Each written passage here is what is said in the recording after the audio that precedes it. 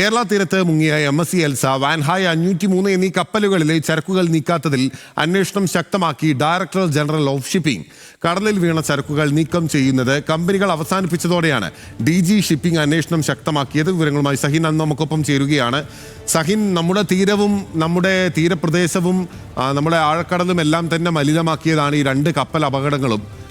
അതിമാരകമായിട്ടുള്ള രാസവസ്തുക്കൾ ഉൾപ്പെടെ ആ കടലിൽ കലങ്ങിയതിൽ കപ്പൽ കമ്പനികൾക്കുള്ള ഉത്തരവാദിത്തത്തിൽ നിന്ന് അവർക്ക് ഒളിച്ചോടാൻ സാധിക്കില്ല. എന്തുകൊണ്ടാണ് അവരിപ്പോൾ ഈ ഷിപ്മെന്റ് നീക്കാത്തത്? അവർക്ക് അതിനുള്ള ഉത്തരവാദിത്തം ഉണ്ടല്ലോ.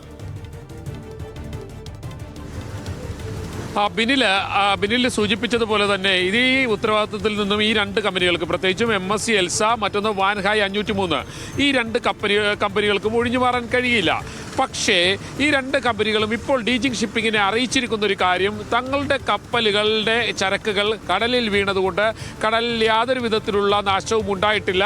മാത്രമല്ല, ഈ ചരക്കുകളെല്ലാം തന്നെ തങ്ങൾ തിരിച്ചെടുത്തു എന്നുള്ളതാണ്. പക്ഷെ നമ്മൾക്കറിയാം, പുതുവൈപ്പിലടക്കം മത്സ്യത്തൊഴിലാളികളുടെ വലകൾ കീറിപ്പോകുന്ന ഒരു സാഹചര്യം ഉണ്ടായിരുന്നു. 100-ലധികം ചെറു ബോട്ടുകളുടെയും വള്ളങ്ങളുടെയും വലകളാണ് കീറിയത്. അത് ഒരു വള്ളത്തിന് 30 ലക്ഷം രൂപയുടെ അടുത്ത് നഷ്ടമുണ്ടാകും. 2 ആഴ്ചയോളം തൊഴിൽ നഷ്ടപ്പെടുന്ന ഒരു സാഹചര്യം ഉണ്ടായിരുന്നു. ഇതൊക്കെ നിലനിൽക്കുമ്പോഴാണ് ഈ രണ്ട് കമ്പനികളും അവരുടെ ധാർഷ്ട്യം കാണിക്കാൻ തുടങ്ങിയിരിക്കുന്നത്. തങ്ങൾ അന്വേഷണം അവസാനിപ്പിച്ചിരിക്കുന്നു.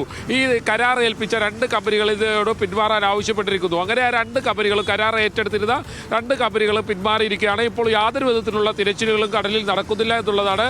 ഇതാണ് DG ഷിപ്പിംഗ് അന്വേഷിക്കാൻ തീരുമാനിച്ചിരിക്കുന്നത്. ഡയറക്ടർ ജനറൽ ഓഫ് ഷിപ്പിംഗ് ഇക്കാര്യം അന്വേഷിക്കുമ്പോൾ സ്വാഭാവികമായും ബില്ല് സൂചിപ്പിച്ചതുപോലെ തന്നെ നമ്മുടെ കടലിലുണ്ടായിരിക്കുന്ന നാശനഷ്ടം, നമ്മുടെ പ്രകൃതിക്കുണ്ടായിരിക്കുന്ന നാശം, നമ്മുടെ മത്സ്യത്തൊഴിലാളികൾക്കുണ്ടായിരിക്കുന്ന നാശം, ഇതൊക്കെ ഈ കമ്പനികൾ വകവയ്ക്കുന്നില്ല എന്നുള്ളതാണ് മനസ്സിലാക്കേണ്ടത്. എന്തായാലും കമ്പനിക്കെതിരെ ശക്തമായ ഒരു അന്വേഷണം DG ഷിപ്പിങ്ങിൻ്റെ ഭാഗത്തുനിന്ന് ഉണ്ടാകുമെന്ന് പ്രതീക്ഷിക്കാം.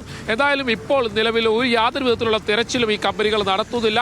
അത് വലിയ നാശമാണ് മത്സ്യത്തൊഴിലാളികൾക്ക് ഉണ്ടാക്കുന്നത്. ബില്ല് ശരി, വലിയ നാശമാണ് നമ്മുടെ തീരത്തിനും തീരദേശവാസികളെയും സംബന്ധിച്ച് ഉണ്ടാക്കിയിട്ടുള്ളത്. MSC എന്ന് പറയുന്ന കമ്പനിയും വാൻഹായ് ലൈൻസ് എന്ന് പറയുന്ന കമ്പനിയും കാര്യങ്ങൾ എന്തുകൊണ്ടാണ് നീക്കാത്തത്, ഈ ചരക്ക് എന്താണ് നീക്കാത്തത് എന്നത് സംബന്ധിച്ച് ഡയറക്ടർ ജനറൽ ഓഫ് ഷിപ്പിംഗ് ഇപ്പോൾ അന്വേഷണം ആരംഭിച്ചിരിക്കുന്നതായി സഹിൻ ആന്റണി റിപ്പോർട്ട് ചെയ്യുന്നു.